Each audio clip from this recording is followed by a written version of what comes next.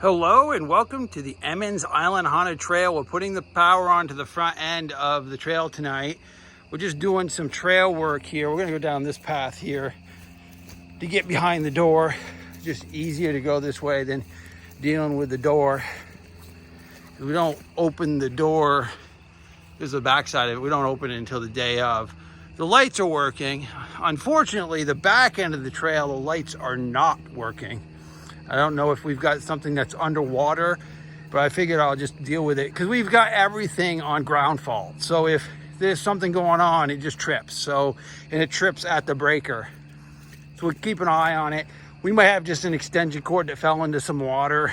In the daylight, I'll deal with it. But the front end and a good portion of the trail is working fine. I went and checked all the outlets. Nothing's underwater. It's just that we have two circuits, one for the front and close to the back, and then we have another circuit that runs the mausoleum, the butcher shop.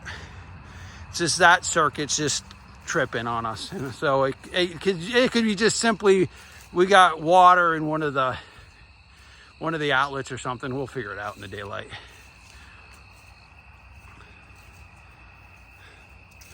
So I've gotten up to this. I've done some work here. As you can see, I've trimmed coming up to the castle area. This is doing well. Now keep in mind the ground is really muddy, and just to point out is if you're going to come with strollers or even a wheelchair, it might be difficult this year because I don't think we'll be able to dry this out. It's just not going to be, and it's sloppy in some places, so it's just not going to be something that we'll be able to do. With Mother Nature the way it was this year, it is really sloppy. So go down into the cave mine area. You can see how muddy this is, and this is a main route. So I mean, there's got to be 4 inches of mud here that you got to slip through, and I don't know how well this is going to be before the trail, if it's going to dry out. I am pumping water out of this low spot and moving it over this hump over here. So we're moving the water to another, over to this other side, and that water goes down to the pond. So I'm hoping by pumping this water out of these low spots, we'll be able to dry this out. But keep in mind, if you're going to try to come with a stroller or a wheelchair, it might not work for you this year because it is muddy. All right, go around here. We just got to do some weed whacking here. This is just last minute stuff. We just wait till the last minute to weed whack some of these areas. All right, we're gonna go into the graveyard area here. Now, none of this has been groomed or weed whacked yet. Again, most of the display areas don't get a good weed whacking until the week of, or a couple weeks before. But look at this grave. That guy's floating. There's got to be 3 feet of water right there.